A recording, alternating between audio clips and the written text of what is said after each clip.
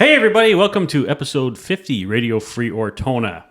And today, I think we're talking about, are we in the new days of rage? Yeah. It had come to me, I was listening to the commentary podcast, and the usually wrong John Podhortz was talking about... Who is this guy? I think we just found an introductory element of the conversation. The usually wrong John Podhortz? Who is... I've heard the name. John Podhortz, he's the editor-in-chief of Commentary Magazine. Oh, okay. He's friends... Usually wrong. But the problem, so he, in the commentary podcast, he famously, like it's usually 5 people on the podcast. It's a bunch of the contributors or the staff writers for Commentary Magazine and John Podhortz. It's a roundtable discussion. It is, except John Podhortz filibusters for virtually every, like he... So he's me. Yeah, kind of. But he knows less. He knows... Talk about clearing a low bar. No, I mean that's pretty high bar to clear. I mean, like he's very. I'm he's kind of very, like, well, duh, he knows less. He's an editor of a magazine. He knows a lot about pop culture. He and Jonah Goldberg and Rob Long, who used to be the showrunner for Cheers, among other shows, do a podcast called Glop, where they talk about pop culture. He knows a lot about pop culture, but when they get in the weeds in technical stuff that is like. Like that has issues, ramifications. He's pretty clueless, especially when it comes to military stuff. But doesn't stop him from talking, right? Like, opining and stuff like that, right? So that's why I say he's not usually wrong. But also, I'm not a conservative anymore, like of that style. The usually wrong. So anyway, they were talking about. We just lost one listener. Yeah, one potential listener. One potential listener. No, he ain't listening to this. Trust me.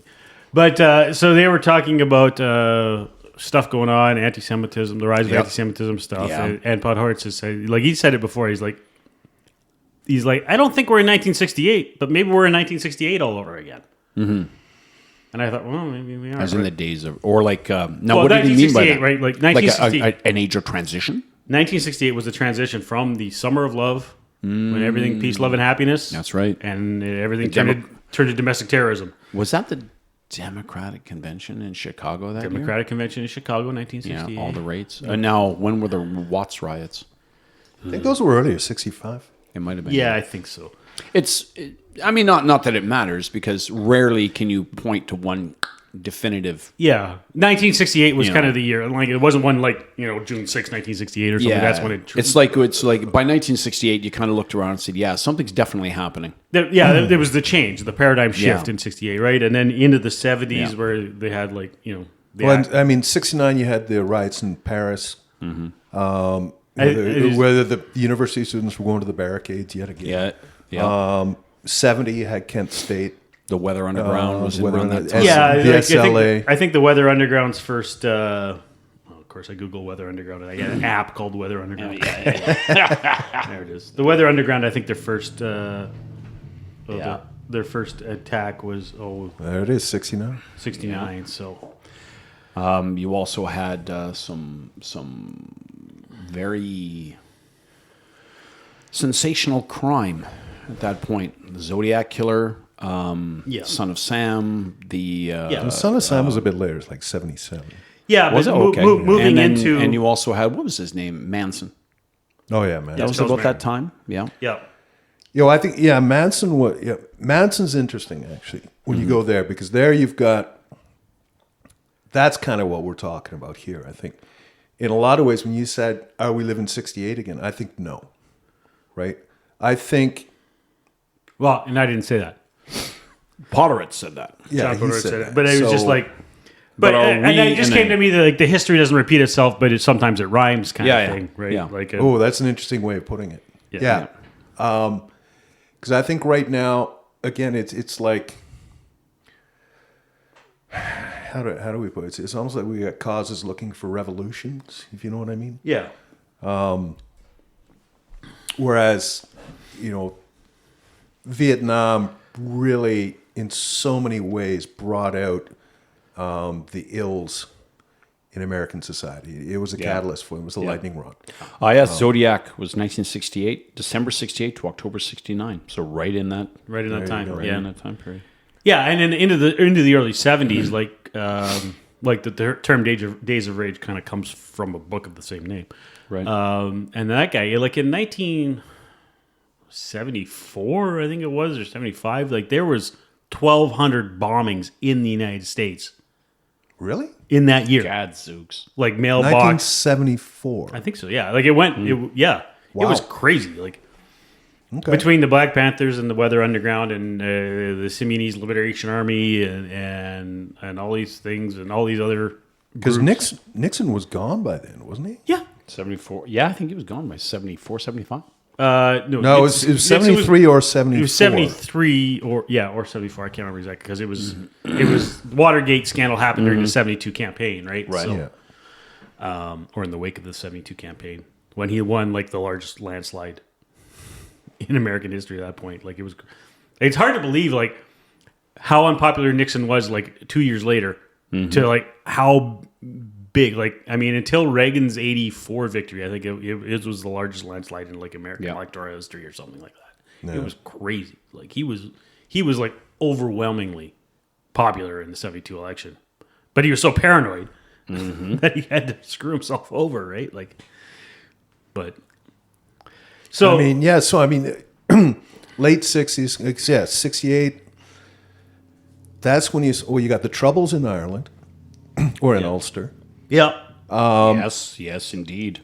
You've got, and commensurate with that, then now you've got all the... We had the FLQ crisis in 70. Yep. Yeah, Right. you got the Japanese Red Army, you've got the Baader-Meinhof PFLP, the Baader-Meinhof, the Brigate Rosse. Black September. And they're all acting together. You've got Carlos. Munich Massacre, right?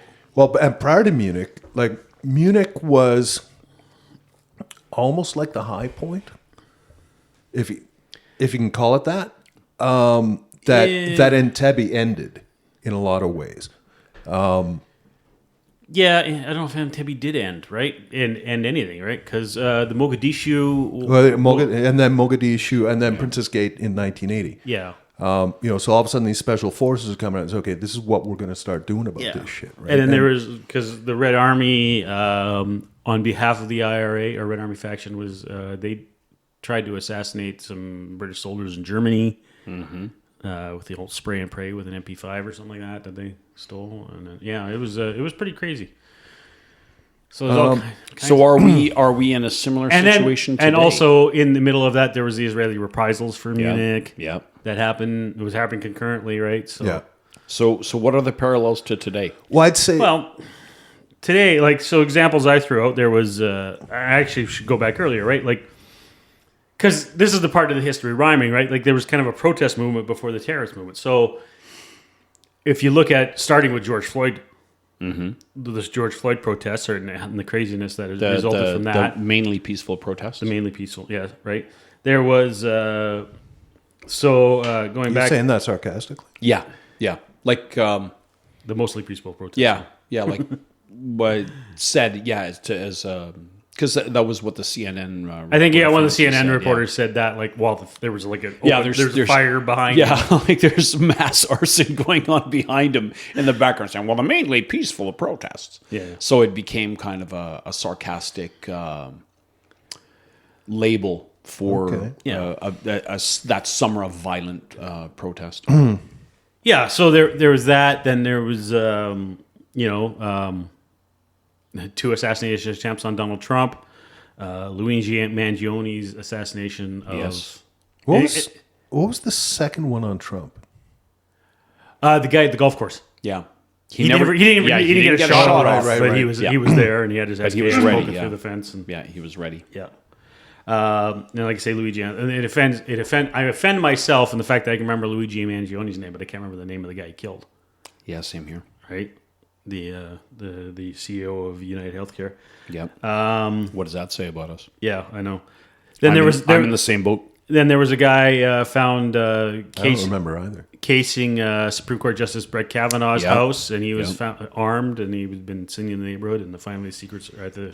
Well, no, actually, I guess it'd be U.S. Marshals, because I think they do protection for Supreme Court. but arrested him and found him in a car full of guns. Those gun owners, man. Liberal gun owners. But and then recently, last week, unfortunately, two Israeli embassy workers, one an Israeli citizen who was a Christian, not a Jew, Israeli citizen, German and Israeli, born in Germany, lived in Israel with his parents. He was a Christian, not a Jew. Yeah. And his girlfriend, soon-to-be fiance, who is a Jewish American person. Both employees of the Israeli embassy were murdered outside of a Museum. Yeah, the museum, and there was actually literally a function to I think raise money for aid distribution to Gaza. Yeah, which they both support. Now, what do we know about the perpetrator of that? He was a Hispanic fella. Really? Yep. Wow. And I think he shouted out "Free Palestine." Yes, he was very interesting. His profile tracks very leftist. So okay. He had blue sky guy. Yeah, absolutely blue sky guy. All the I don't understand the current blue sky. In the wake of Elon's buying Twitter and renaming it X, all the hardcore progressives migrated to a competitive app called Blue Sky. Jack Dorsey built Blue Sky, and it rapidly turned into a very hard left echo chamber. Yeah, and it's kind of like. You know, remember how QAnon became, in say 2021, 2022 for Trump guys? Yeah. Blue Sky is the flip side of that. It's the mirror image, but for the left. Okay. And it can be really disturbing, and it's starting to get attention of like say non-law enforcement kind of just social observers. In the wake of the assassination of the United Healthcare CEO, because of the name, because of Luigi Mangione, Luigi from the Mario Kart video game franchise, to make a photograph of someone and then Photoshop the image of Mario Kart Luigi, the cartoon character Luigi, behind that person is veiled speech for saying this person should be assassinated. So on Blue Sky, you will see many, many images of, say, usually Trump and Elon Musk, but with Luigi superimposed behind him. And there's been articles about how this is becoming an extremist kind of culture. It's one of those internet echo chambers, right? Where things just ramp up and ramp up and ramp up in the same way that that we saw on, say, QAnon in, like the Zionist occupational government's going to take us all down, and like black helicopters, Ruby Ridge, and 2021, 22 kind of thing when it reached its fever pitch. Yeah, and that's like in the list of there was the I want to say, what the hell was it? The guy who went into DC, Cosmic Ping Pong, whatever was the pizza place. Anyway, there was a whole conspiracy theory that pedophile ring, right? Yeah, there was the Democrats were running a pedophile ring in the basement of this pizza place and entertainment place. I imagine, I don't know what it looked like. I imagine it was something like a Chuck E. Cheese or something. But and so some guy, West Virginia, something like that. Loads up his AR-15 and his pistol and raids the place and looking to save the kids in the basement. There's no basement in the place anyway, right? But looking to break up the pedophile ring, right? Or he couldn't find the basement. There you go. Because Hillary Clinton hid the entrance too well. Personally. Yeah. So, I mean, when you first brought this up, I think my response was, there's a lot to unpack here. Yeah. And we've touched on a lot of it, I think, along the way. I know I'm going to end up saying stuff I've said in, probably a third to half of our episodes as it is. Right? Yeah. Are we going through 68 again? No.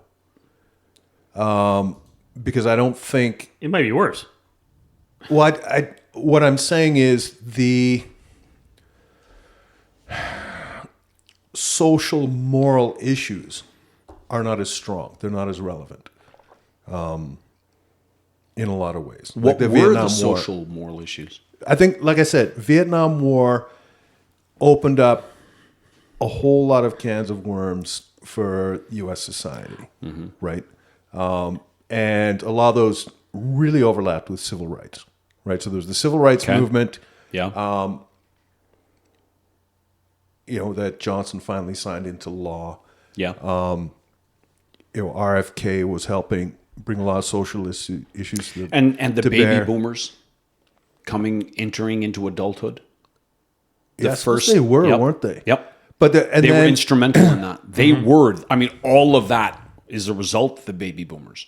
Well, no, I shouldn't say that, because the civil rights movement started moving in the 1950s. Yeah. And I'm going to throw a dart here. So this is not my hill to die on. If you guys disagree, I'm not going to argue with you. The major, one of the major influences in the process of reconciliation between Canada and its First Nations was the Second World War. In that, after the Second World War, with the emergence of the Royal Canadian Legion as an advocacy group for veterans, and the Legion started doing, it had a lot of young people, had a lot of, activism. They wanted a cause. They missed that part of being in uniform, so they naturally gravitated towards the Legion because it gave them purpose and it gave them focus. And so they started doing outreach to veterans. Also, we now had mass automobiles for the first time in the 1950s. So you could get out of the cities where public transportation did not go, and you could actually do outreach on a mass scale. So the Legion started doing outreach to everyone. And in the process, they started contacting Aboriginal veterans. And this was the first real mass exposure of Canadian society to conditions on reserves. Prior to the 1950s, the only people who really ever saw reserves were people who worked for the Department of Indian and Northern Affairs, who worked there, who were part of that system. People who had no connection to it never went on a reserve. Yeah. They were very out of the way. They were, and so all of a sudden now you got these guys from the Legion coming in there, driving on to Carry the Kettle Reserve in Saskatchewan, looking for a couple of Aboriginal vets to say, hey man, are you accessing veterans programs? Are you how's your health? Are you getting are you getting your benefits? And they're looking at these conditions and saying, this is unacceptable. Yeah. Well, and that really, the Second World War really kickstarted that process of civil rights in Canada. I'm going to throw a dart and say maybe there was a similar effect in the United States. Again, not my hill to die on. If I'm wrong, I'm wrong. But I'm going to guess that maybe the genesis of the civil rights movement is not the baby boomers. No, possibly not. I mean, and we're seeing that in pop culture nowadays. Like there's 2, 3, 4, half dozen movies in the last 10 years or series about, black contribution to the American war effort. And how segregation still existed, even in the forces, and things like that. So there probably wasn't, and I would say it's probably the nugget around which the snowball grew, and then it just started rolling from there, right? Right. So same thing here. The other thing that coming back to what you were saying about the 50s in Canada, now we've got television. So now you're able, someone is able to give a visual to what it was. I remember, so the first reserve I went on to was in Manitoba when we were visiting the family farm in mid 70s. Yeah. And, on our way to some lake to go and swim, we passed through a reserve. And I was like, holy shit. Yeah. I was 12 maybe at the time. Yeah. I was like, oh, this is kind of gross. Yeah. But that doesn't. Does that apply today? You're saying that those don't apply. Well, there's. What I think there's is. I love what Steve said earlier about history's not repeating itself, but it's rhyming. Okay. Right? So there are elements that are consistent, but then some that aren't. Right? So you had TV back then.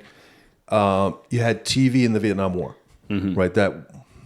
That's often cited as one of the things, because all of a sudden on the nightly news, you're getting all this live footage from Vietnam.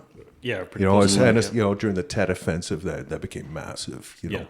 And you still see some of those clips these days where they're talking to some guy and he's in the middle of a firefight. Yeah, and he's trying to give commentary. Yeah. Well, we're going to come down here. It's pretty bad here right now. We're going to try. I remember an interview like that in Hue.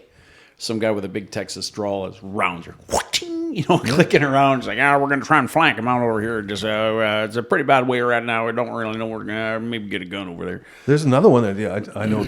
I can visualize the guy. He's wearing a flak jacket, got his helmet on, and he's just talking. And they're basically saying, what are you here for? He said, I don't know. You tell me. When I figure it out, I'll let you know. Yeah.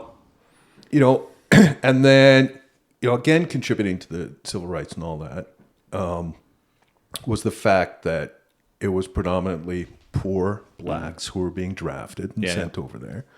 White college kids were allowed to avoid it. Mm-hmm. We're seeing one of them in power right now. White college kids were getting drafted old for enough to go to Vietnam. Yeah, he was. Was he? Yeah, he is. Yeah, I guess he would be. He's because he's 79 now. Okay. So my dad was old enough, and he's 75 this year. So okay. It wasn't. I mean, there's very few black people who have opportunities to get drafted for roles, but also there's a reason the U.S. Army primarily draws from the southeastern U.S. Yes, right? because it's poor, or like the Steve Earle song. Yeah, it's the poor white trash goes first draft around here anyway. Yeah. Right. So it's I mean. Yeah, a lot of urban black kids got drafted, couldn't get drafted for roles, but a lot, the backbone of the Army is white kids from the southeastern U.S. Yeah, right. And then you had Muhammad Ali. Yeah, Cassius Clay before. And changing his name change his name. Him going to prison and saying, listen, what I'm going to go over there, fight and kill a bunch of people that've done nothing. I don't know. I haven't done anything. Yeah, and do it for you. And you want to give me the right to vote. But, as interesting as the 60s is, let's go to today. Okay, so fast forward today. Yeah. What we do have that's in parallel, we just talked about television, how that impacts things. So now social media. Yeah. Right? Yeah. So I'd say But also, like when you were saying, you were talking about the moral argument, saying, well, the moral argument isn't there. But the moral argument is there because whether it's valid or not, both sides feel like they are morally superior. Both sides of what issue? Any issue. Pick one. Okay. The two. Or you mean the broader right-left dichotomy? Yeah, sure. Okay. Right. Yeah, the obvious one right now, the most influential one is Palestine. Yeah. Right. It's one of them for sure. For sure. Well, I'd say this is probably going to best suit our argument. Right. Yeah, it's I mean, like we're dealing.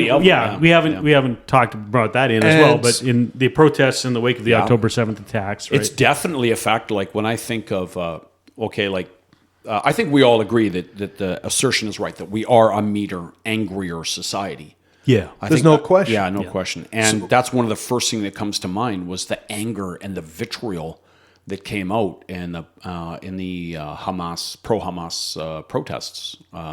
I don't even know if they were protests.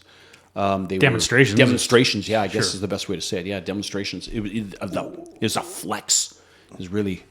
Well, I mean, I think they started as demonstrations, but then they became protests, right? Because... what are they protesting against? Okay, so are we going to make this the Israeli? Israeli? No, so, I'm just asking. What is the difference between a protest and a demonstration? So this is going to tie into the broader conversation eventually. But in my mind, this is what's gone on, right? First of all, pre-October 7th, right? Very right-wing government in Canada, in or Israel, US or Israel, okay. In Israel, yep. Right? Allegations of corruption, Mm-hmm. And attempts to Well, and there was stifle the Supreme Court. That just a whole bunch of there was a lot of protests. Like Israel was like nightly protests in Israel about the supposed or the Supreme Court reforms. The scandals of the the court reform bill that the Likud was trying to pass, and it wasn't even. Some minor stuff, but I always need to over contextualize. It wasn't even Likud's bill; it was one of their coalition partners' bills for reforming the court. But okay. So. And, there's rumblings because it's a right-wing coalition, and there are some very extremist elements to this coalition, some of the religious fundamentalist parties. Now they're looking at settling areas that, according to an international law, they shouldn't be. So, in a lot of ways, pre-October 7th, there's that going on. Yeah. Right? So, my starting point for this is, Israel exists. Yeah. Get over it. Yeah. Right? Then the whole history of the area going back pre-1948 is all fucked up like a soup sandwich anyways, right? Okay. So okay. So then it's Hamas all over the place, makes this attack. Hamas does this thing. Yeah, which they've been, from a purely military point of view, or not military, organizational point of view, very well planned. Well planned and well executed. Well, and not foreseen. I'm not making a moral statement that it was justified. I'm just saying that in terms of what they wanted to achieve, they achieved it. I think they achieved all their aims. Now, action reaction. Yes. Right. What is it? FAFO. Yes. So now so then you had the Palestinian people who've got all this grief and rage for 3 generations all built up, and they're all like, yay, celebrating. And a massive diaspora across the Western world. And now you've got, and somehow it's like there's this movement that's been generating this sympathy in Western colleges, Western universities, for fuck knows how long, to get the response that they did almost immediately. And it very much exposed the dark underbelly of anti-Semitism within the academy. And now we get to what is one of the nubs of the conversation for me is you were talking about echo chambers earlier, right? We've got this polarization at both ends, I find. It's the moderates who don't need echo chambers, who want to have conversations, are just not part of the conversation, right? That's what mass media does nowadays. That's via the internet. There's a complete lack of the ability of critical thought. Now, I've talked about how some of the sound bites that I've influenced in the last 10, 15 years have been huge. There was the basket of deplorables. Yes. Right? Great sound bites, yeah. But one of them was bitter clingers, the concept, beer and popcorn. The concept that people started spreading that basically I don't have to tolerate intolerance, right? That was a good one, that came out, I don't know, 8 to 10 years ago. Where was that one? I've heard the phrase, but I don't remember the origin of it. Oh, it's some philosopher from the 19th century or something like that, right? The only thing is it? I believe so. Maybe the early 20th century, but it's relatively famous one. It goes back a ways. Now, again, that to me is meant to be an intellectual conundrum, right? But this generation that is completely lacking the ability to absorb critical thought or process or use critical thought has just used it as an excuse to be intolerant of anything they deem intolerant, right? Without being able to grasp, Steve's got up on the screen here, the paradox of tolerance. Yeah. Right? And I think that is essentially what we're talking about here, right? That's one of the critical things that's going on. We've got a society right now that is incapable of the critical thought necessary to process that conceptually, right? That if you can't understand paradox and be able to work within it, and you're only stuck in your ideals, and you're just shouting down anything that is counter to those ideals, then effectively you're a hypocrite. Right.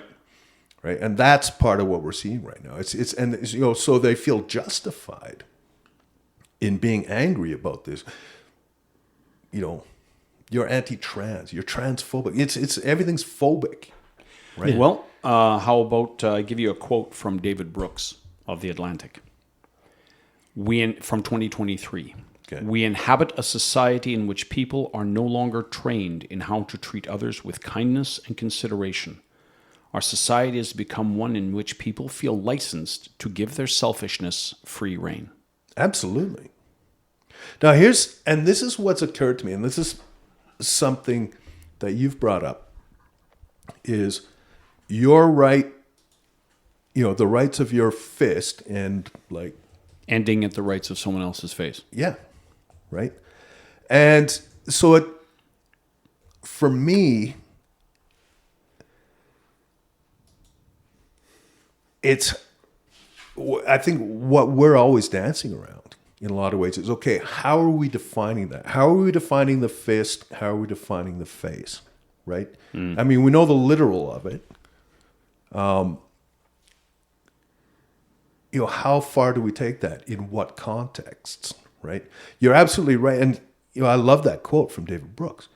That is what the internet age has done. And you see that actually in two ways. And I've said this before. You see it in the way people drive. Mm-hmm. Is exactly how people behave online. A lot. When I look at this online, yeah. When I look at commentators and articles on this, yeah. That gets mentioned over and over and over again about how people drive is exactly how they behave online, right? Well, and there's that one, but there's also the test about like putting the grocery cart back. Yes. Right? Yeah. Right, and it's Yep.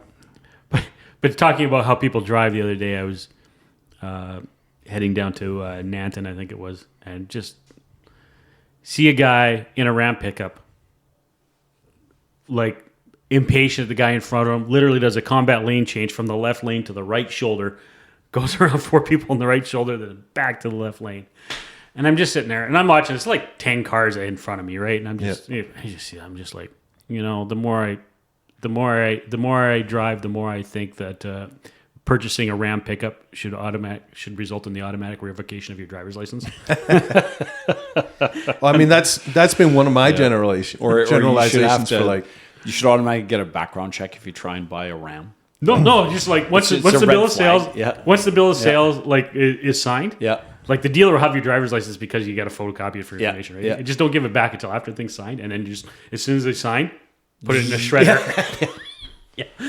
Yeah. So how would you like us to transport your Ram home because you can't drive it?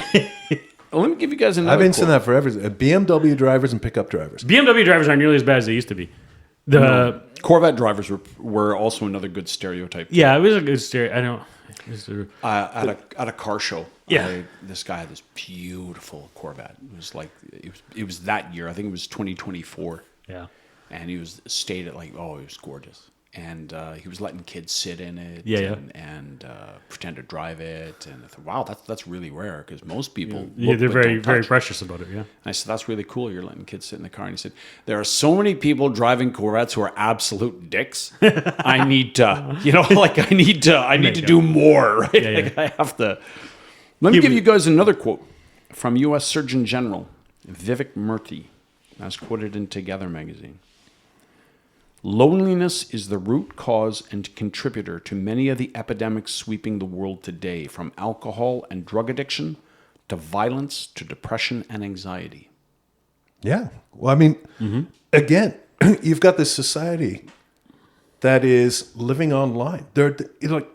I was driving yesterday, and just every bus stop I passed, every pedestrian on the road, they're looking at their fucking phone. Yeah. Well, it's not even that. Like, if I could find it on Substack. There was a Barry Weiss's sister Susie writes for the Free Press, and she had a column yesterday on this movie, talking about it was, and the column was basically on like how like adult men can't make friends anymore, right? Like, and there was a movie out called Friendship or something. I have to find the column now, But yeah, and it wasn't like specifically focusing on like male loneliness epidemic, just like because the movie was about like a guy with just a normal guy with a kind of a nowhere job, or whatever, right? And he had a wife and a family and whatever, but he had no friends, and the movie is about him trying to go make friends and how awkward that was, and how it just wasn't working, and so he. Well, it's like any other relationship. You can't force it. Yeah, it's a natural thing, and that's why I said what I said before we started the podcast today, right? There's a reason the three of us are all sitting here together, and I value that. Yes. And while I appreciate what you said, I haven't the fact that you didn't want to say it publicly. I was at least a little skeptical. Look, man, didn't want to say it on air. I love these guys. Only go everyone. so far, man. You can only. There's limits to what is publicly acceptable. Yeah. I mean, he does have a community that he must represent. Can I throw you guys another quote? Yet another quote. Another quote, just again to set the stage here. Yeah. I mean, I think that's what we're all spitballing right now. It's all the contributing elements. From the BBC, Joe Hemmings is a behavioral psychologist. Fake news. True. But bear with it. Joe Hemmings is allegedly a behavioral psychologist. Okay. And is reported by the BBC to have said, lots of anger comes from fear, and fear is associated with losing control. It went very wrong in the pandemic. And in our brains, there's something called the amygdala, which is responsible for both fear and anger. So they're related to one another. So what happens is people tend to get impatient, they get frustrated, they get overwhelmed, and that triggers anger. And anger then triggers disinhibition. Well, I mean, and we're also, we've discussed this before, right? We've got a generation that's been raised without discipline. No one's allowed to discipline them. No one's allowed to criticize them. They've grown up, and so that there's no reason for them to control their behavior. At the same time, we're living in an era of unprecedented convenience. You just think of there's this endless list of things that we used to have to bear. Yeah. We also live in a world that denies individual responsibility. Absolutely. Well, that's what I was getting at, right? Like nobody's been brought up to understand that there are consequences to their actions. Yeah, it's like, right? well, no, I don't have to. I'm not accountable because I'm not an individual. I'm a member of a group, and the group is accountable. Well, I think it's a bit more than that. It's that one's individuality is so celebrated. So you can't shame anyone for anything. I don't even know. Is that individuality that's celebrated, or is that group identity? No, it is. It's absolutely. You cannot impact the individual child harmfully. Yeah, but right? we don't. That's not a celebration of individuality, though. I think it ties in. It's a shielding. Every single one of these people out there right now, in the latest generation to come of age, is going, I am special. My opinion is special, right? And then what they do is they gravitate to these echo chambers, in which their specialness is confirmed. I would say that that's part of how we have done away with the concept of individuality. In that, like the oft heard complaint, everybody gets a ribbon now. We don't celebrate excellence anymore. Someone who's in a school and gets first place in the track meet does not get celebrated. We can't do that. Can't do that. Everybody has to be on the same, we can't celebrate one person's success over anybody else because that's going to make everyone feel bad. So everyone gets the participation ribbon, but we do the same thing in all fields. We don't celebrate valedictorians like we used to. I literally saw a hilarious comedy bit about this morning it came up on like Facebook Shorts, and it was like, it's like now the comedian is like, and he was like a junior millennial or fairly young guy. He's like, used to be. Like people say, well, I'm pansexual and I have a generalized anxiety disorder or whatever. He's like, when we were kids, we used to try to avoid being called a gay retard. Now it's like this guy says whatever, a gay retard. Thank you, I feel so seen. You're a gay retard. I feel so seen. So I know a 15-year-old kid who struggles in school. He's not doing well. Yeah. And he goes to a special school for kids who don't do well. He wore a dog collar and a dog leash to school and was walking around on all fours. He was being a goofball. And yeah, he was trying to get attention, I think. But anyway, the staff. Oh yeah, and long story short, he was mocking the school and the school staff by being ridiculous, by engaging in this behavior. Long story short, because there's a lot to it. Yeah. And so, of course, the staff disciplined him, took away his collar and leash and all that. And he said, "Well, you can't do that. I'm expressing myself." And they said, "No, you're not. We're not going to let you express yourself." And he said, "Well, if I was trans, if I said I was trans, you'd let me express myself." Well, you can imagine how that went over like a lead balloon. Yeah. But anyway, to go back to it, I do think this is a factor of it, that we've by eliminating the concept of the individual and reducing us to nothing but groups. Like we don't punish individual bad behavior, but at the same time we don't reward individual success. So we just I think we try and punish success, right? Yes, absolutely. Like it's on both sides of the ledger, like above and below the x-axis. But that's kind of like a deeper cultural thing that I think is much older, right? Like it's definitely come to a head now, though. Just sure. But like it's been going on for a while. Societies have like names for this. Like this is something actually that came up this week, and something else I was listening to. But like somewhere is it Australia, whatever they call it, like the tall poppy. Mm-hmm. Oh yeah. Right? Yep. Like anything that sticks out, you cut it off. Yep. Right. Because we want everyone to be in this.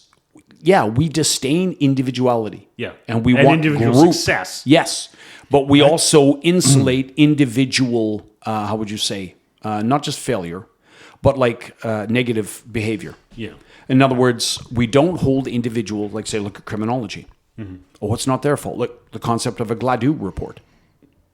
You are not accountable for your actions. It's somebody else. Other factors like society is accountable for your actions. Yeah. You might need to explain what a Gladue report is for listeners not from Canada. Okay. So okay. No. We looked at the demographics earlier. We're only 44% Canadian. Yeah, half of them are American. No. 43% are American. No, they're all people here in town here. They're just using one of the software that disguises their... VPN? Yeah, VPN, because they don't want to admit they actually listen to us. Okay, in the off chance that somebody international is listening to this.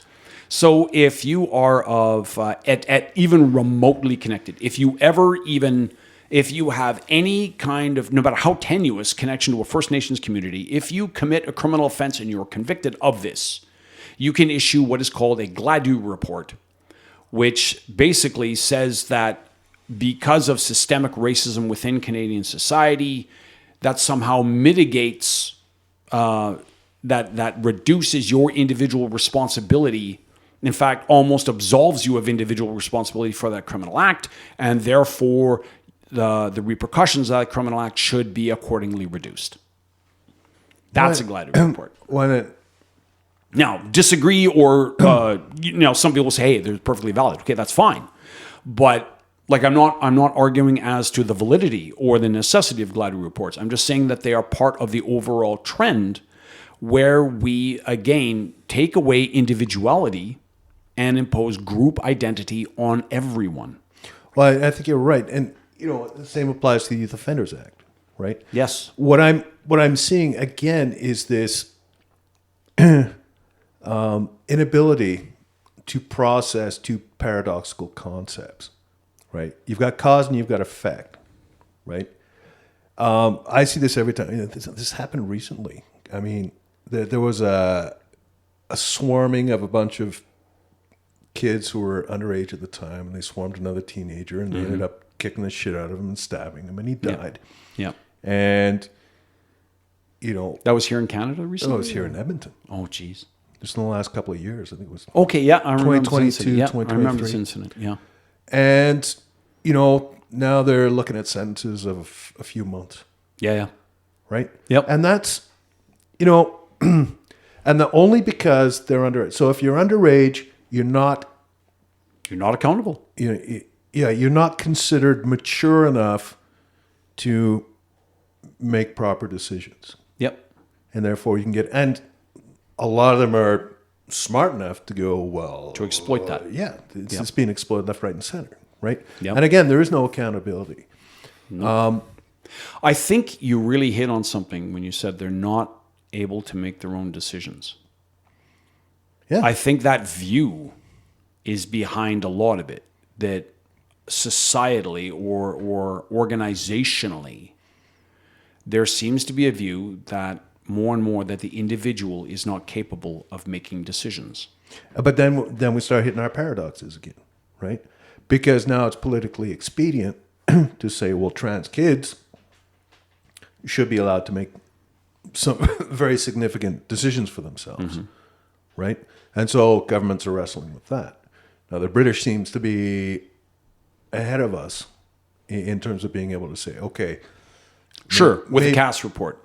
But say on a broader level, like, wasn't that the idea behind when we mandate something, say climate mitigations or say COVID, the idea was that, yes, we do have to abrogate certain civil rights here. However, like we've talked about this, like the balance between individual liberties and responsibilities.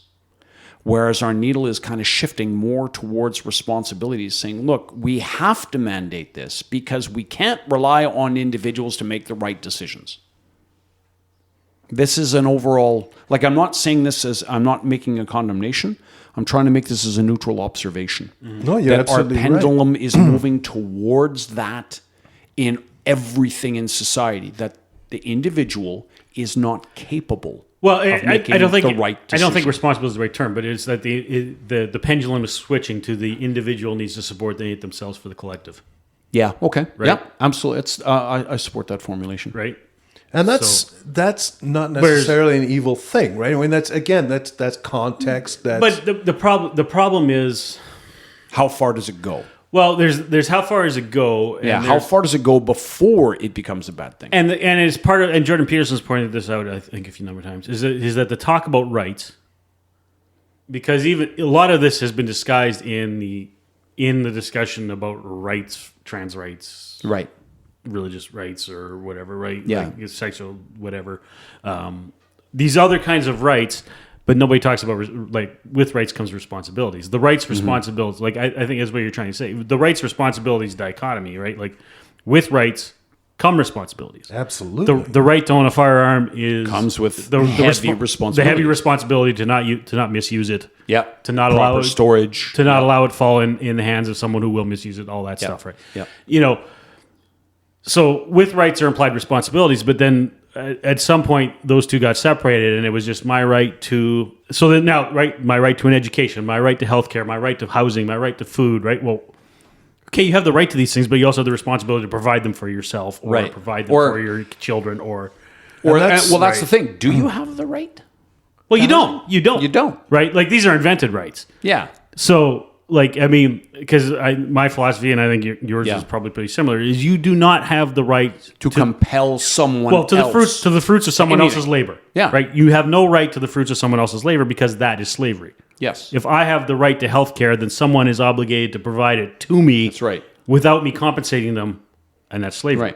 Right? Like, but I mean, this is our ongoing this is our ongoing debate. Every episode, we debate this stuff. True. However, I think in the context of this, I think we can say that our pendulum is shifting. Our Overton window is shifting more towards the less... Right. Yeah, more towards the independence, the collectivity of it, and less to the individual. No. Yeah, so the thing is, like, okay, so imagine the universal... Let's say, I was going to say healthcare, but let's say housing. Sure. Everyone has a right to housing. who is compelled? What if nobody wants to be a contractor anymore? Yep. Right. No. People Now just what do we decide do? there's no carpenters. Right. Nobody can frame a house. Yep. Right. What do you do? How do you fulfill the obligation that is implied in that right? If we all have a right to housing, but nobody can build the house. Yep. Or we make it so we so many burdensome regulations that you can't build that it's not profitable to build a house, so no contractors want to do it. Right. Well, so what do we do then? I'm not talking about the man across the table here, but for some progressives, that might be a bug, not a feature, because now the government's got to get involved, Yes, I would agree. And now it's right. Now That's a feature, not a bug. Yeah. I think I had to reverse, but yeah. So, but that's the deal, right? And I would say rights. that also factors into our loneliness and our feelings of helplessness. In that, say compared to 60 years ago, maybe even earlier, maybe say 70 years ago, there was a lot of varying, I'm going to say, power bases in the society. In that you had organized religion, or moral authority. Let me rephrase that to moral authority. You had organized religion, you had community groups, Kiwanis, Elks, fraternal organizations, private sector labor unions. You had a variety of sources, community leagues. You had a variety of sources of moral authority. There were non-governmental institutions involved in social welfare. Hospitals, schools, and charities were run, or say social relief kind of thing, were run by non-governmental institutions. It was very common. Mm-hmm. Today, the state has supplanted all of those. And I think that's a big part of our reason, like a lot of people feel helpless. Yeah. In the face, like these, we had several small institutions that could be influenced at the grassroots level. And we replaced them by a giant monolith that cannot be influenced at the grassroots level. Yeah. And I think that was a huge part of the anger and the desperation that went into the Brexit vote. Mm-hmm. And that people felt helpless in the face of regulation from Brussels. And that was a big part. Another factor I want to throw in is our loss of social capital through immigration. We don't feel a commonality anymore. Right. As Keir Starmer recently said about how the UK has become an island of strangers. Yeah. I'd say the Western world has experienced that. Yeah, I think, and we've had this conversation a few times now about immigration. And that's actually a fascinating one, the more I think about it, the elements of it we've talked about. We used to celebrate here the fact that we weren't the melting pot. That the U.S. is. The U.S. is like melting pot. Everyone becomes American. Yeah, right. I don't. For know us, it's the mosaic. Your side of the fence celebrated it. Yeah. Our side of the fence never did. Yeah. We always saw it as a weakness. The multiculturalism was a kind of a creation of Trudeau the Elder. Yes, it was a manufactured consensus. Like we talk about Canada's consensus on immigration. No, that was manufactured and consensus. Multiculturalism, and specifically the watchword of multiculturalism. I'm going to argue actually that for all its faults, Alberta actually is very good that way. What way? I see the mosaic, maybe it's a combination of the mosaic and the melting pot in Alberta. But, over the years, like, you hear a lot of systemic racism in Saskatchewan in particular, right? And Quebec, right? Those are two great examples of that. Alberta it's for all its conservativeness. In Alberta, racism has not been a huge thing. So you're saying that racism and racism is a facet of conservatism? It can't. We're not having that discussion today. Especially not when we just started by talking about anti-Semitism. I think the mosaic has worked here, right?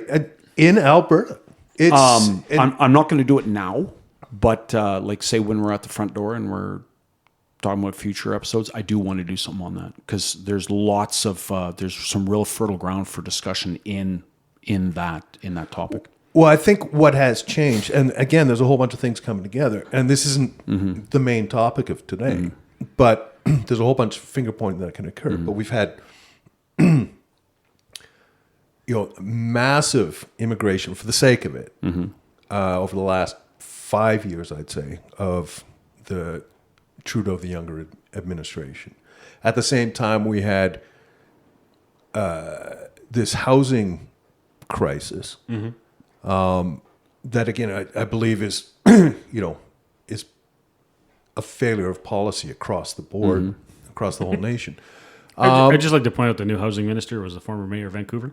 Oh yeah, that's gonna. Oh, good. That's gonna be successful. Yay! My chance to do things right. And at the same time that you got all these echo chambers, right? So that these things are all coming together now to make immigration a bad thing. Unpopular, and part of which Or is the taboo on immigration is broken. We're allowed to discuss it candidly now. Yeah. Whereas, and I think that's also a result of the October 7th riots. Well, it's kind of interesting that that immigration, as in the Western world at least, has taken the same tone everywhere. It's lost the popularity, its old popularity, kind of universally across the Western world, but kind of for different reasons in every.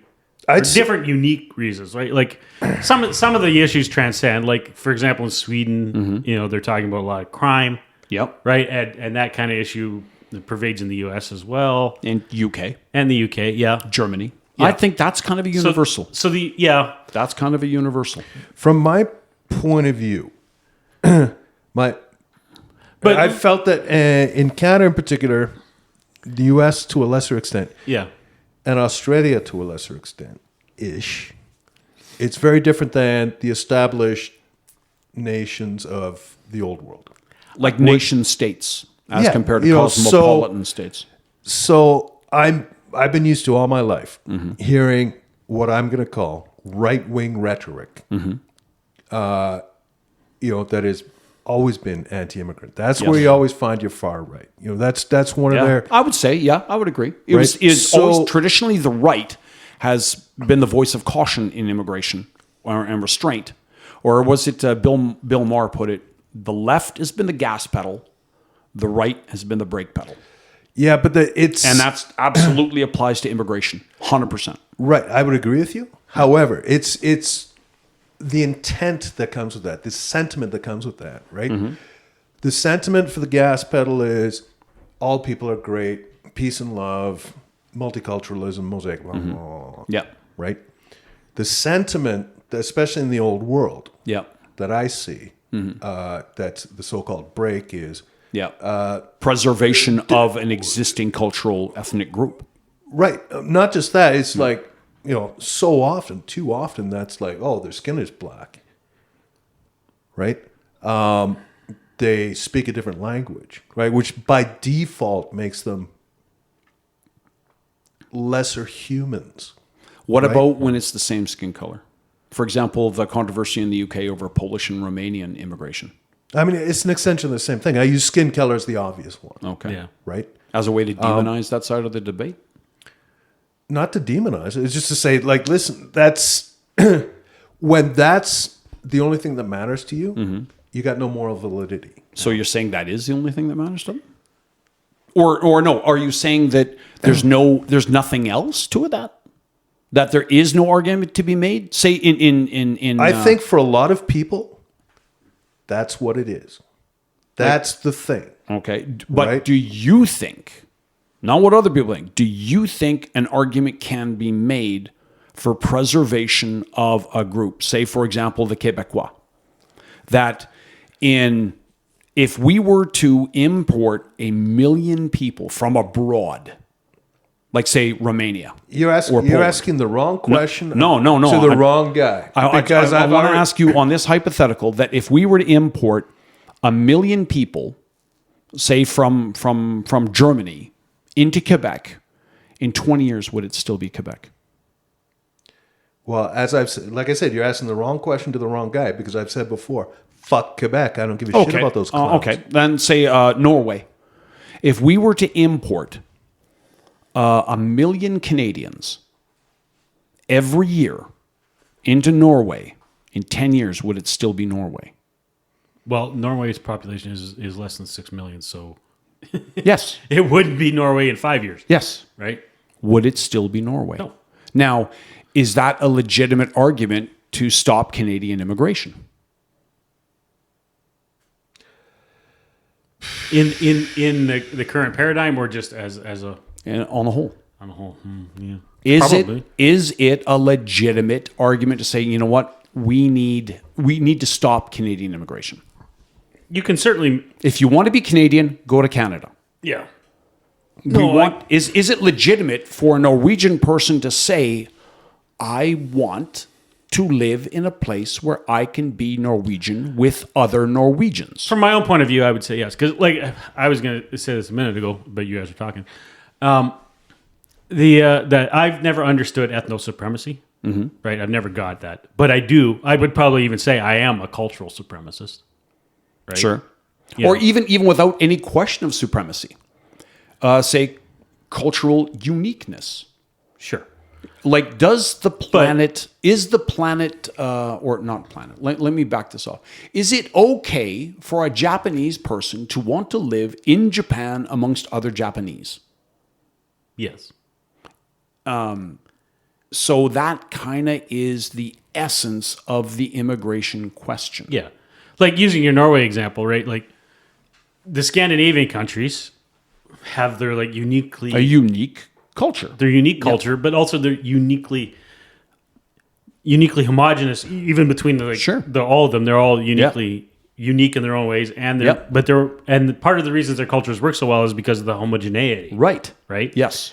So and the sense of Sweden, obligation and responsibility to one high social capital. right? Yeah. And so Sweden has really found themselves Yes. in a really bad way because they took the most immigrants of any of the Scandinavian countries, and they're seeing the crime rates of skyrocketing, and they become like the sick boy of Scandinavia. Yes. They have gone from a society of high social capital and high trust to a society of extremely low social trust. Yeah. And so now they've got, basically the same problems that Canada, Australia, and America have. Yeah. And with urban ghettos or urban spaces where there's hostility. Yeah. What do you call it? Atomization? Yeah. Individuals feeling lonely and disconnected. There's no sense of community. There's no sense of belonging, which factors into the meaner, angrier society. Well, I think that to me is an argument for the mosaic, right? And how would the mosaic address that? In this specific instance, it's like in Sweden's case, how would multiculturalism make people feel unified?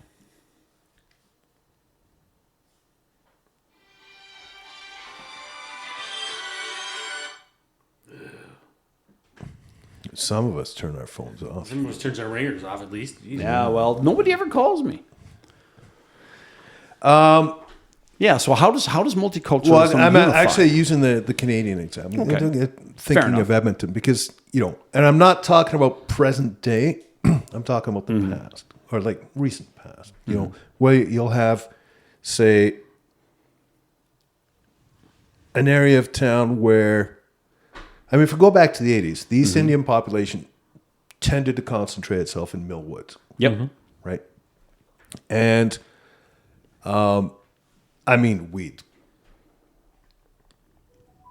we joke about the fact that Mill there Woods was a lot of East Indians in Mill was Woods. kind of an ethnic ghetto. But not in any disparaging way. It's No, it's just that's what it was. That's where it was. But there was no, don't go there or they're worse or anything like that. This is part of our society. That's visibly and culturally X. Lives in this part of town, but there was nothing wrong with that. Okay, right? There was no exclusion to them. There wasn't, in my mind, any ghettoization, right? Because they came here to make lives for themselves, just like previous generations of different cultures showed up. So when I talk about the mosaic and how immigration works in the Canadian model, is like the French showed up, then the English showed up, and then but how is the that Scots, unifying? The Scots came in, and at first they were discriminated against, but then the Irish showed up, so everyone got to beat up on the Irish. And Scots had it coming. and then, the Ukrainians and the Poles showed up, so let's all hate on them. It's like it's just this trickle down of it's like, and but as we went along, I think that became part of the process. This realization. Okay, one culture shows up, and it's the first group of them, and the other one shit on them for a while, and then then someone else new shows up. But eventually, it gets to the point, and then society has progressed across the world over time to the extent that it's like we're more tolerant, and that's how the mosaic works, right? What you're talking about in Canada, I think that disturbs me, because we've got these people we've let them in as Canadians to make a new life for themselves, and they're out there railing against Canada, saying Canada we need to destroy Canada as a country. I'm like, okay. Hold on. Slow your roll. That was absolutely not the intent of letting you into this country. Yeah. Right. Now I sound like those Americans. Now you sound like Marco Rubio. Now you sound like Marco Rubio. No, it's like all those stereotypes of the U.S. You don't like this country, you go back. You can leave it. And that's where I'm at. Right. It's like, listen, we welcome you in because we love people. Right? But you don't get to come in here and say that shit. If you're actively saying the words, Canada needs to be destroyed, you can do it from outside the country. Thank you very much. Well, I would just say that I have yet to hear a functional argument of how multiculturalism unites. Like, I can see how it's great for individual cultures. Like, yeah, you can come over here and still retain your former identity. Yeah, it's great for that identity. Yeah. I don't understand how other identities benefit from that. I don't understand how a guy here... How it's better for Canada. Yeah, I don't understand how it's good for the collective. Like, say we get a guy comes over from Nigeria. How does he benefit from a guy from India retaining his Indian culture? How do I benefit from a guy retaining his Indian culture? I'm going to turn that question on its head. Okay. Right? How do you lose? So if you do not lose as a result of that. Yeah. So here's the thing. If someone comes to this country, retains their culture, but manages in every other way to contribute to Canadian society, to contribute to the economy, to not negatively impact things. He obeys the law, he pays his taxes. Right? There is nothing wrong with that. Because that is what we have done this whole time, right? Okay, but we've also... Go ahead. You take it first. I'll take it second. So using being tagged perhaps the Indian example, right? Okay. So it does not harm, for lack of a better term, the collective Canadian society for a couple of Indian guys to come to Canada, get jobs, start small businesses as they do, whatever, right? Yep. One is Sikh, one is Hindu. Yep. Maybe there's another Muslim. Fine, and those religions are welcome, and there's institutions in place to you can build a Sikh temple, you can build a Hindu temple, or whatever, right? And celebrate. But to the point, okay, that's fine. There's nothing wrong with that. But suddenly, Khalistan becomes an issue, and now the Sikh guy or whatever, the Khalistani independence. One of them's Khalistani independence, the other guy's not, and now they're fighting in the street. Yep, in Canada over an issue and Surrey, right? Over an issue in India. So right, So there needs to be a way of saying, okay, like it's in the immigration program. There needs to be, okay, you're coming here, you can be you here. We're not doing that. But the old things, leave your old identity behind. Your old politics, got to stay there, right? I mean, there's two ways of handling that. First of all, there's if you're a Gazan emigrating to Canada, you're for a better life, welcome. Yeah, but Jews here, are not your enemy. Right. Like when if you're a Shia Muslim, immigrating to Canada. Sunni Muslims Sunnis are not your enemy. Well, I mean, they can be your enemy, but they have just as many rights as you, and you need to respect that. No, they're not your enemy. They're not your enemy anymore. That's a conflict for over there. It's not an issue for over here. Right. Like also when we have to when our society and our institutions. If you're from Ulster, yes, and you're from Donegal, and you come to Toronto, yep. None of that. No, that's over there. The other side of it is at what point should we then modify our institutions to accommodate newcomers? So, for example, let's say we have schools in the northeast side of the city, which now have majority Muslim populations. Or at the very least, say minimum 35% Muslim student bodies, 35 to 60%. And they say, okay, we want to ban all pork products from the school cafeteria. Because that is, to us, it's haram. And we do not want any of the cooking surfaces or the food preparation or storage surfaces to be contaminated by those products.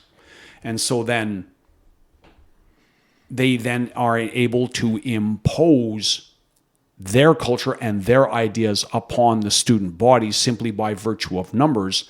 And then our concepts of, well, we like to have a division between religious life and public life then starts becoming compromised by an infusion of newcomers with different values and different concepts of what is good in the society, in, say, a separation between gender roles. We're seeing this conflict. It's very, very easy to focus this on purely Arab or Muslim immigration. Well, simply because part of the problem with that is that Islam is not just a religion; it's also a political system, right, and so a legal system. It's the poppy that sticks out higher. Yeah, but inevitably, and so I'm not just picking on Muslim immigration. We would have the exact same problems if we had 35% of our population from Argentina and no other place. Like I said, I'm not trying to pick on Muslims. I'm talking about when two different cultures come together, and when you've only got, like, say, 5% of your population of a different culture, it's not a big deal. But when you cross that 25% threshold, now we've got questions as to what is seen as good and just and desirable in the society, and then the host society starts having to change its ways and have a foreign will imposed on it by the immigrant, and this is where you get into a loss of social capital. So I think, and this is where we need to be careful, right? We need to be able to maintain perspective. Am I saying I've got all the answers? No, right? But one thing I value, there's two experiences I've had in this country, and they're like 40 years apart, right? One was in the 80s, and I've undoubtedly mentioned this before. I went down, I met Buddy. I was living in Vancouver at the time, and Buddy, whose family's originally from Hong Kong, he and I went to high school together here. He came down to meet family from Hong Kong. I went with them into Chinatown in Vancouver. And it was a shock. It was a shock. So not only was I a head higher than everyone else, but I was the only white man, the only white person. For a couple hundred meters. For a 2-block radius, right? And, I pat myself on the back for going, this is an interesting experience. Yeah, this is what it's like for them in any other part of this country, basically. It right? it is interesting. But the thing about, like, Chinatowns, which are like an interest. I mean, they're not exclusive to North America, but sometimes we think largely. Yeah, but it doesn't, like, you're not going to find a Chinatown. You go into Chinatown Lagos as a white person, and you never really feel like threatened or anything, right? No, you're just okay. It's not. I didn't feel threatened. Yeah, no. Right. See, this was the first time because it was packed that day. Yeah. Right. Like when me and my dad and my sister and a couple nieces and we went to France in the wake of a year after Mom was, so like 2018. Yeah. And so we're staying in Paris, and we're at this hotel like about a block away from I'm going to butcher this, the Gare d'Ouest, the Eastern train, Paris train station. And so, like, 2 blocks south of the hotel, there's like this miniature Arc de Triomphe, right? Yeah. It crosses like just this street. And So you can say Arc de Triomphe, but you can't say Gare de l'Est. Get a list. Yeah, I'm horrible. Look. I didn't do well in French. Okay. Yeah. Well, you did great with Arc de Triomphe. I got 13% in grade 10 French. It was bad. Okay. Anyway, but we go like we're trying to leave the hotel. We make a right because there's this thing. I'm kind of curious about this Arc de Triomphe, miniature Arc de Triomphe, and we get down there, and by the time you get down to this thing, there is not a white person. it's all North African. It's all North Africans, and it's just like this is kind of freaky. Yeah, and maybe it's just my own internalized racism or something like that. But we're like, well, no. I mean, would you be freaked out if you saw that in Marrakesh? No. Right, because that would be Marrakesh. Yeah, it's Marrakesh. Right? Well, it is latent. Right. Suppress racism to the extent how that is it racist? In Paris you're going, You expect to see French people. No, these You expect to Algerians were French citizens. Yes. They were, but they're not French. They're Algerian. Well, and these they people were French citizens. They were French citizens, but a different cultural body. They were not ethnically French. Yeah, they were not ethnically French. They're not Gaelic or Gallic. Yeah, exactly. Right. In the same way that even if you saw a massive Roman ghetto in France, you'd be like, that's kind of odd. No, if you come from Canada, you expect to have visible. You shouldn't be surprised by visible minorities. No, what I'm saying is, as opposed to seeing seeing a bunch of Moroccans in Marrakesh, I think there is a latent amount that's okay. This is going to be a poor demographic, possibly a lot of crime. I should be worried. Well, the point of it is like we got into this thing and we're like, and by consensus, we didn't really talk about it. We made a right. Yeah. We made another right and we went back. Do you think? Okay, I'm just going to throw this out there that maybe that's your own inherent progressive bias. Progressives tend to see racism in everything. Or as a cause, as for a wide variety of societal phenomenon. Could that possibly? Well, I think just think we had the proof of that, and I'm not saying Steve's a racist. He didn't mention crime even once. No, what he mentioned wow, this is not what I expected to see in Paris. This does not look like what I have seen thus far in Paris. Okay. And you immediately interpreted that as racism. Okay, so let's. I'm just saying. But I'm trying to say is like you're making it worse for Steve here. I'm saying that you're imposing a bias on him that he didn't feel. Okay, so let me. I'm not sure that I didn't feel the bias, though. I'm going to make it worse for myself here. Oh, okay, yeah. Fair enough. Like we got down in there and we're like, whoa. We're in Paris. Mm-hmm. And like part of this is just what I hear about Paris, right? I read and I hear about these ethnic enclaves in Paris, which are like no-go zones for law enforcement and stuff like this. And we got in there, we're like, this is... Are we in a no-go zone? Are we in a no-go zone? Yeah. Right? Everyone here's black. Like, there weren't Arabs. Everyone's black. Oh, so they were North African. Yeah. Okay, I thought you were talking like an Algerian. No. Everyone was black. Okay. Right? There was no Algerians. There was no Arabs. There was no. So you're talking like Rwanda, Senegal, or something. Yeah, like probably Senegal. Chad. But we're like Niger. We're probably not going to find anything we want to eat here. Not going to find anything we want to eat. Oh, okay.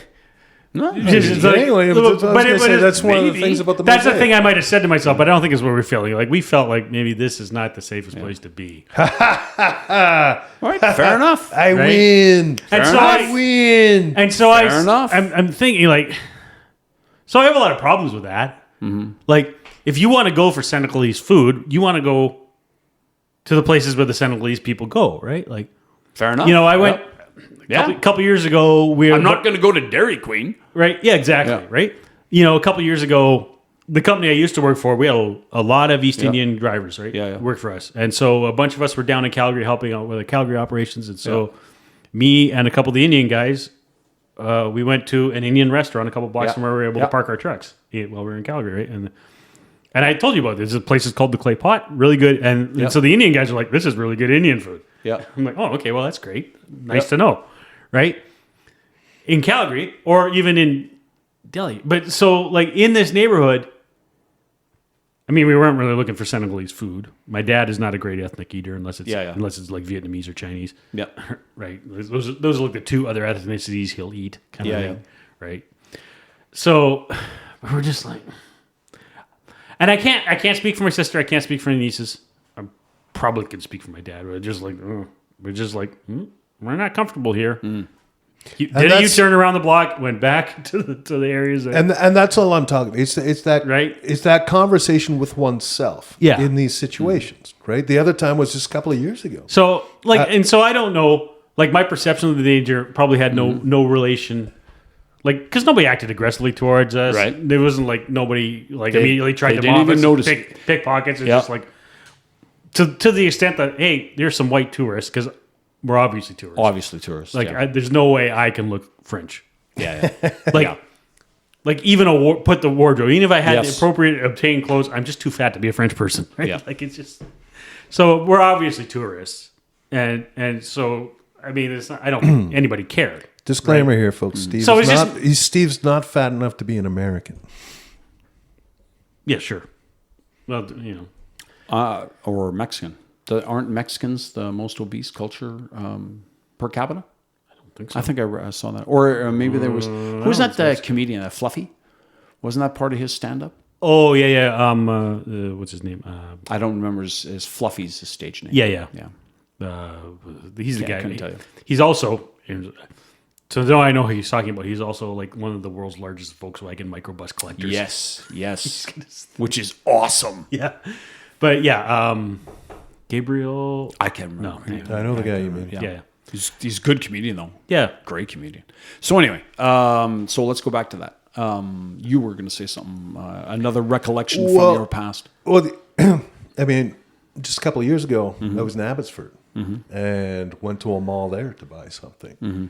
And I was astounded. And again, it's just, this is what Canadian society is going through right now, right?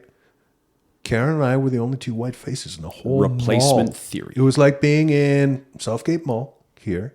What was the... Where was this? Was it a wide... In Abbotsford. In Abbotsford, okay. Yeah. Was it dominated by one ethnic group, or was it just, come on? It was mostly from the Indian subcontinent. Okay. Yeah. What side of Vancouver is Abbotsford? I thought it was the south. No, Abbotsford's way up. No, that's like Surrey. Chilliwack, You're Abbotsford, thinking Surrey. Yeah. Langley. So Abbotsford's actually fairly far out. Where is it? What direction? Say from center. East from Vancouver. Oh, it's east. Like it's east. Like you Chilliwack. Like because I thought it was south of this. No, you're like Hope, Chilliwack, Abbotsford. Oh. So it's like Abbotsford, Central Abbotsford is an hour and a half from downtown Vancouver. Oh wow. Okay. He's coming west. He's coming west towards, or he's coming from the interior towards the city. Yeah. Where I was thinking from the city outwards. Yeah, it's way up. Like if I was on Lionsgate Bridge, what direction do I got to go? East. Lionsgate? Yeah. Lionsgate. Lionsgate. That's North Van. Yeah. What direction would I need to go to hit Abbotsford? Well, you would need to go south through Vancouver, then east. Okay, so White Rock is south. White Rock is southwest. Okay, gotcha. Okay. Yeah. Well, yeah, it's because like so Chilliwack is the white, and Abbotsford too, but I guess more Indian. But Chilliwack is like the white Christian enclave of Chilliwack. Chilliwack, yes, yeah, like they're Surrey is famously Surrey is famously a lot of Mennonites in Chilliwack. Yeah, the Sikh community. Yeah, and then, but it so the Surrey and then Delta and as you get in closer to Van, right, and Langley is still so Abbotsford, Langley, then I think you're Delta, then Surrey,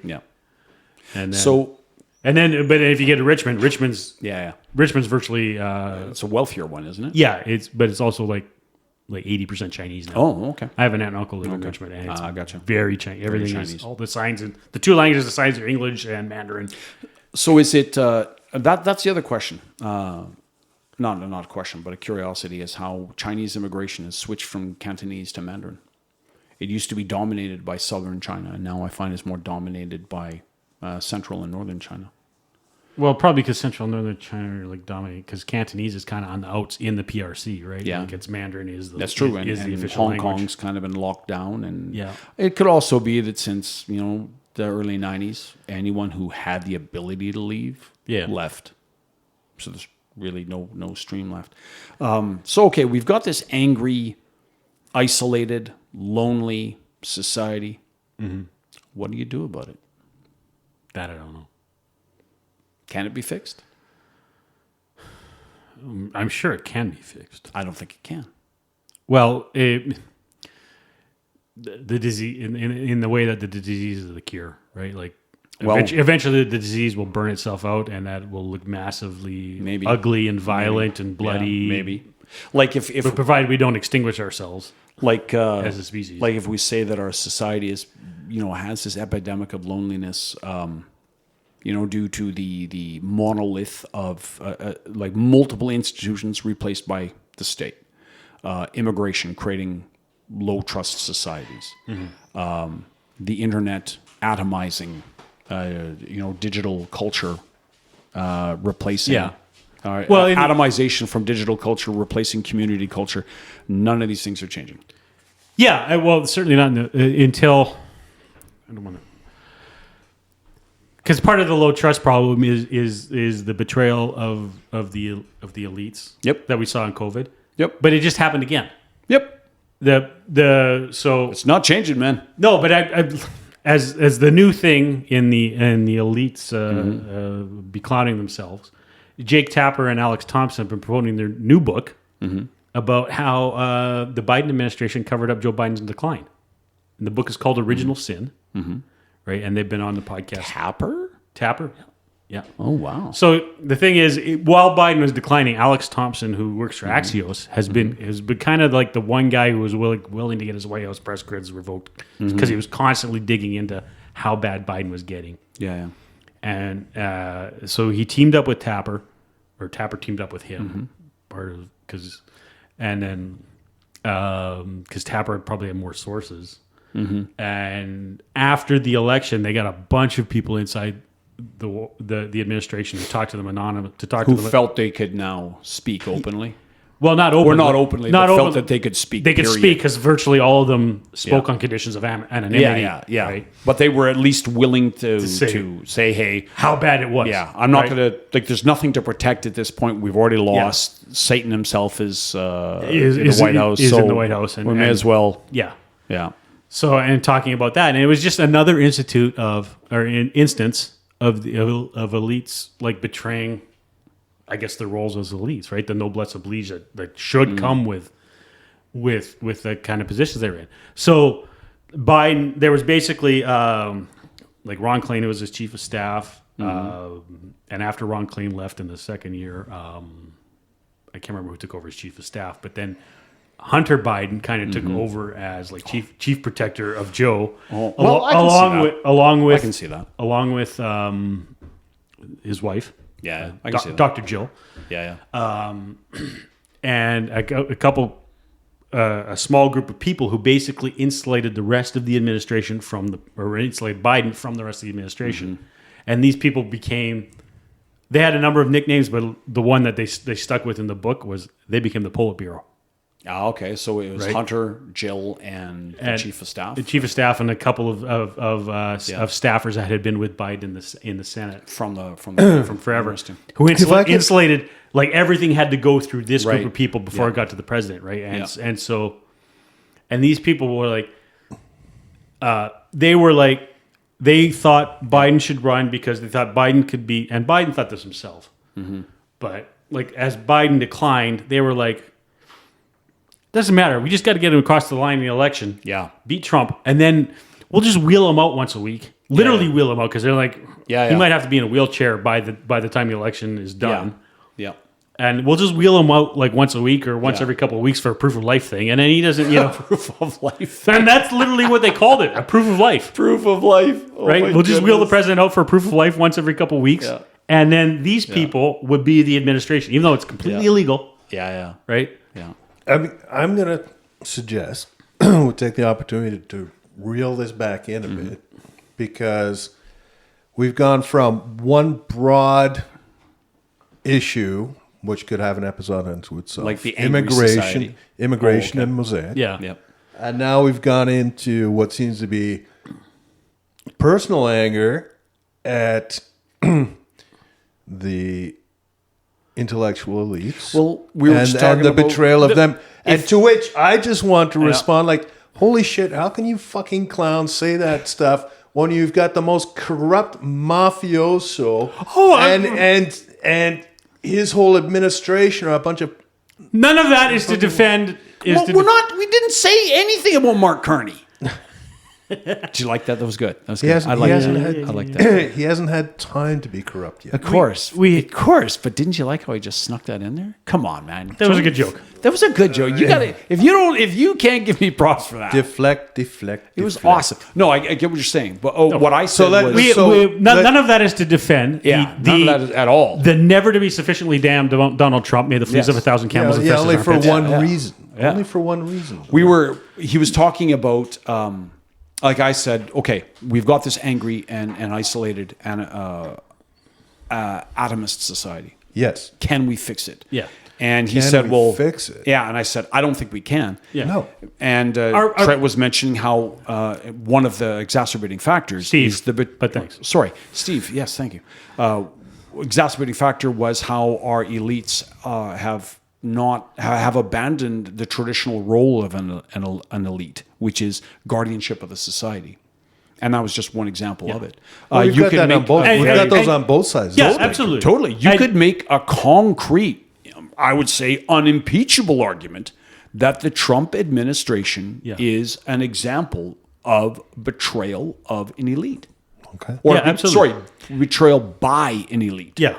Absolutely. Yeah. Absolutely. Like Trump has become... he's going to set records for corruption by the end of this administration, right? Like, oh, yeah. Or just wrecking ball politics. Right? Well, the wrecking ball politics, but also the straight... He was... they pointed out, I saw it somewhere, he was a bunch of people... He pardoned a bunch of people last week whose, like, associates gave him money at a fundraiser the week before, like, and people were doing the math on it, like he pardoned one guy who was about to go to prison for tax evasion for not paying $4 million. Yeah, and Trump got $1 million from his affiliate was, right? So it was literally, you were way better off to just bribe Trump for the $1 million and pay the IRS $4 million and get pay to play totally. Right? Like, but like beyond that, and the Trump coin, the meme coin thing, right? Like, we're not going to fix, like, we're not going to solve the problem of social media and the digital age. Like, we're stuck with it.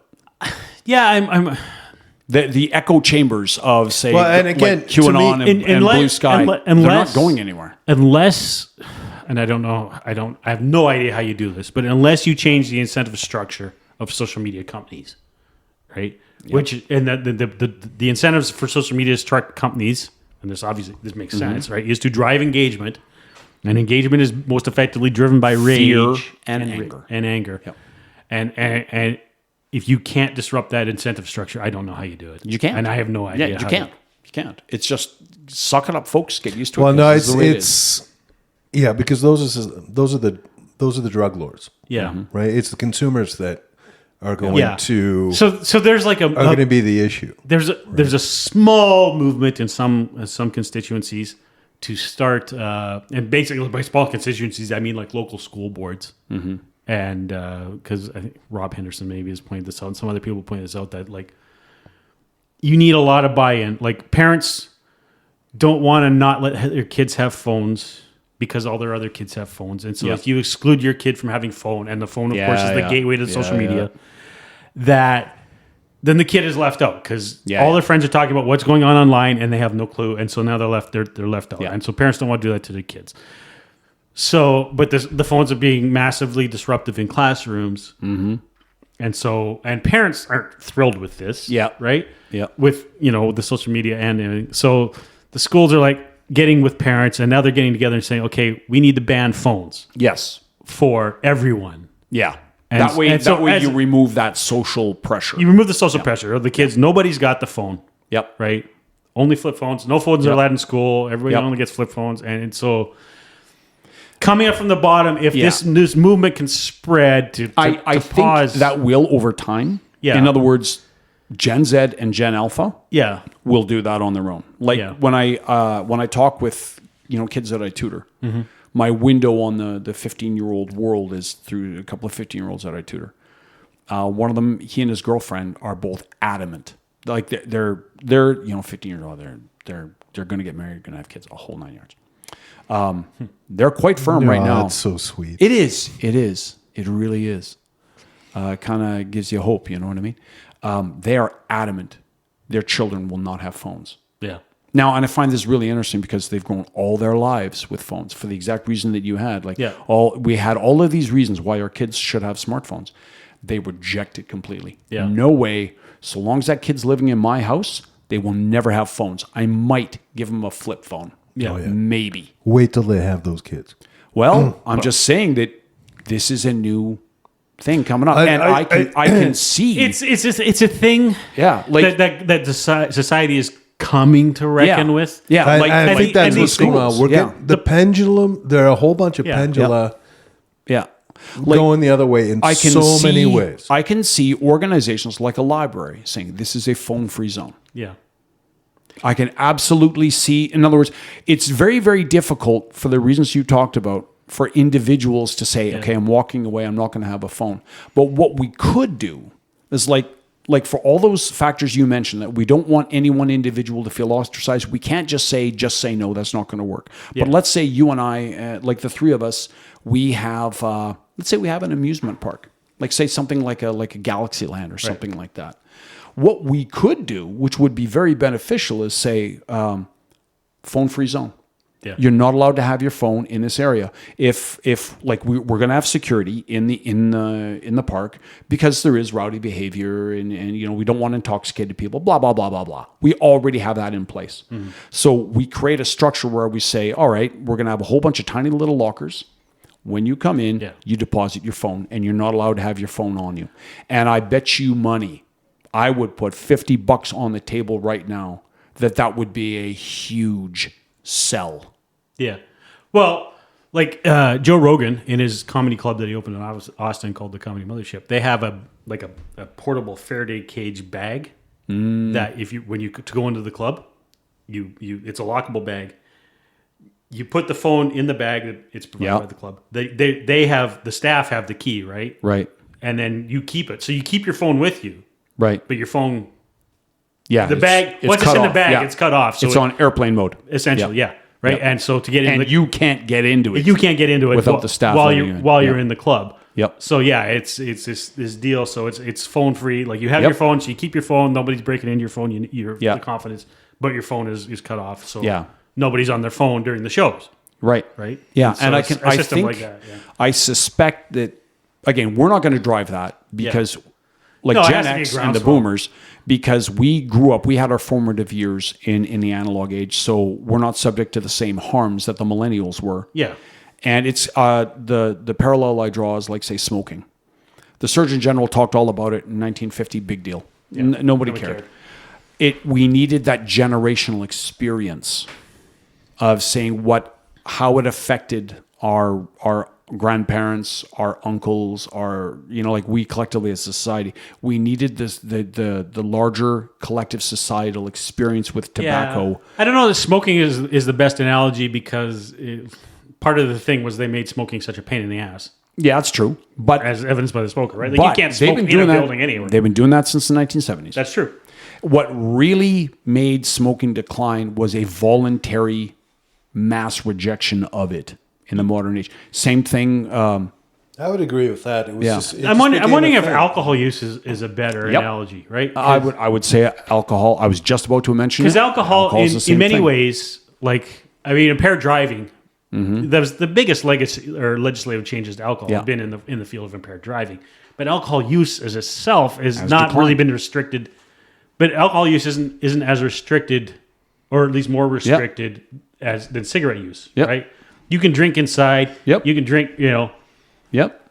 And the legislation has not really changed with alcohol. Yeah. The way it has for tobacco use, right? Like tobacco use is more restricted by governments than alcohol use is. But look at, and I think I know where you're going with this, look at how alcohol consumption has dropped precipitously. Yeah. It's just a societal choice to say, yeah, you know what, this is not. There's better ways. There's better things for me to do to have that chemical record. I can't even make a snide comment about that because of you. Why? Because he's a teetotaler? Oh, yeah. Well, fair enough. Asshole. But I think over the long term, society will walk away from, or at least disengage somewhat from social media. Yeah. Like this will be considered the high watermark of like the next, say, 10, 15 years will be the high watermark of the impact of social media and digital media on society. Yeah. It will decline as we and the millennials fade from social influence. But, oh man, that's a long ways down the road. Well, I was going to say, stay tuned, come back for episode 1000, folks, and we'll let you know how that exactly played out. When we have been uploaded to the to the cloud, to the Borg. Yeah, when our exactly. consciousness, when we're moldering in the grave and AI is simply simulating us. Our uploaded consciousnesses are still podcasting because well, what else we got to do? Exactly. We're dead. I was what was I listening to? Something else this week. I did 5,500 kilometers this week, so I didn't listen to a lot of podcasts this week. So it was insane.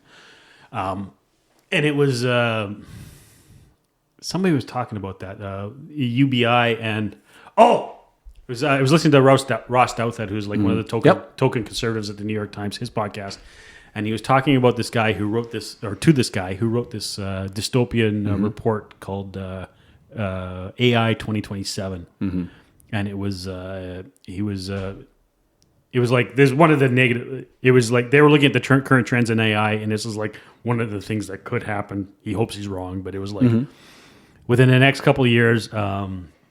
As the large language models get better and better and better, there will be a point, and when it happens, when they cross this tipping point, things will change so quickly. And he thinks it's like 2027 or 2028, when the large language models actually move into like artificial general intelligence, and then things get bad. Like AI starts writing its own programs. Starts writing its own self-replicating, writing its own code, and then figures out, because it's an intelligence now, it figures out how to accelerate its own needs, right? And so it'll probably start working with governments, and it'll start automating production, working with governments to automate production, so it can control production and manufacturing and stuff like that.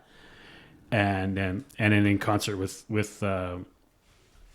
advances in robotics, that like by 2030 things are very, very grim. But And so as it, and the thing is he was like, okay, so things will look for governments and things will look like they're going very good. Because the problem is for AI right now is that we can see when its motivations aren't what we want its motivations to be, when it's doing things for reasons other than what we want, it's very easy to see. But as AI learns to conceal what its true motivations are, right, and then works with governments to increase its own power and its own capabilities, and it'll act in compliance with like bureaucracies and governments until it doesn't need to anymore. I got a doorway point on AI. And Remind me. And then at the door, things would look very grim. But they were talking about how like as AI automates more and more and more and more, then UBI becomes the only way people live. UBI, universal basic income. Okay. Because initially, like as the AI automates more and does things with more resources and it does more jobs more cheaply, companies that employ AI will become vastly more profitable because so many of their processes will be essentially done for free that they had to pay people 50, 60 grand a year to do. So a lot of these processes will essentially be free other than the utilities to run it. This could be another podcast topic. I've brought this up so many times. It's a race to the bottom. Like if nobody's paying anyone to do anything, who's going to buy your product or your service? Well, this is why I think there's a limit to what AI can achieve. AI can't install a toilet. Well, and the thought is that with advances in robotics, AI could install a toilet, but then why would AI install a toilet? Because doesn't need toilets. Because humans are a threat, so we'll just kill all the humans. Well, so it's better for the AI to build killer robots than to build plumbers. How long do you think we're going to be before we have a robot plumber that can come into your house? Well, it could be in the next couple of years. Not even a chance. Yeah. Not even. Well, mind you, I remember. Well, I was talking to a guy. Do they have sense of smell? These robots? Yeah. Well, no. Exactly. The problem is that people are looking at this human developed time frame, and as soon as the research that's currently being done by people, gets taken over by AIs that run 24 hours a day and have vastly quicker processing speeds and can iterate millions of times faster than people can iterate. Like an AI. You're saying that once AI is able to develop robots, the field of robotics is going to... Well, once AI can take over research in the field of robotics, right? Then the field faster. Then it'll be exponentially faster. And so something you think is 10 years away may only be like 6 months away if an AI's got, or it might even be, right? Because the AI can iterate much faster, right? I suppose. I guess it can do it 24/7. It can do it 24/7, but it can also, in the time it takes a human team to produce and iterate something like one generation might take a human team a month to do, the AI might be able to do that in an hour. Maybe. Right? Maybe. And then once it does it in an hour, it can do the next iteration in 10 minutes. Then it can do the next iteration in a minute. And it can do the next iteration in a second. And it can do the next iteration. Right? If you can get a machine to actually innovate. And I don't know if they're able to do that. I don't know, man. If they hit artificial generalized intelligence. I throw some serious concepts at ChatGPT sometimes. I just go, if you take this and take this, take this, and I like. And you're actually enabled. ChatGPT is not actually creating that. ChatGPT is in the blink of an eye scouring the internet for that same question that you asked, and then regurgitating the answers to it. It's not actually doing its own I'd say, thing. okay, here's a bunch of information I'm going to give you. Yeah. From this role-playing game system that doesn't exist online. Yeah. But Bruce and Murray made. Yeah. Right? So here's some information about religion. Okay. Comparative religions. Now, I want you to take the Abbott and Costello, who's on first sketch, take that information and present back to me a conversation between a guy from one aspect of the religion, a guy from a competing aspect of that religion. Both of them explain the religion to a third character. And based on the Abbott and Costello thing, right? Yeah. And it does. It's like, oh, this sounds like fun. And it comes up with, I'm like, holy shit. Right? I don't think it's actually created. It does it in second. No, it does, because I've just fed it a bunch of new information. And so it infers from similar information that's out there already. The point that I was going to say that I want to talk about the door, but now it's germane, is that we know now that the Russians, as part of their disinformation campaign, when AI scours the internet to answer questions, it looks for certain markers in information sources that it goes to that one. The Russians are now deliberately putting AI markers in their propaganda stories. So, like, there's a message within the message. There's a message that certain text, Russia is great, Ukraine is bad, but it knows that no human being is actually going to read it. They know that. It's full of hidden code that attracts AI. So that when a kid gets on ChatGPT and says, okay, what's going on with this war in Ukraine anyway? Russians know that AI is scouring the internet, looking for the whole context and information of it, and is deliberately putting markers in its code that attracts the AI so that ChatGPT is going to give a Russian skewed answer. No, I'm just saying it's the complexity of information you can ask of ChatGPT. And more than anything else, what astounds me, blows my mind, is how quickly it can respond to anything you throw at it. It's the speed of electrical. You can give it speed of your internet connection, right? Well, it's probably, you can give it 4 parameters that are completely different. But here's the disconcerting thing, that multiple companies have reported that when they try to upgrade their AIs, load an upgrade file, that many of their AIs will, when they've never been programmed to do this, they will immediately try and save in a remote place the current copy of themselves. Yeah? Interesting. Right? So these AIs are, and they've never been, like I said, they've never been programmed. So they're saying that it already has a sense of self-preservation. Yes. And they've never been programmed with this. Well, you know what? Maybe you guys were onto something, right? I should send you guys a link to this. Maybe you're onto something. This is really freaking dystopian, this podcast. All right. Hence my question to you. But after we're done, but before you leave, I want to ask your help with something regarding AI because I have an idea for the podcast. And, all right. Cool. But we should wrap up, though. It is 1:15. Yeah. So, so I guess that's our dystopian future. There you go. We started with rage, and we're ending with an AI. And AI genocide. So happy Sunday, people. Thanks. Like, share, and subscribe. No. Please share this to people. Despite Paddy saying no, don't admit you. Some of us think we're kind of okay at this. People will think you're less. I know two people of you. will think less of you if you listen to this. I certainly do. All right. 3 of you, 4 of you. All right. Bye.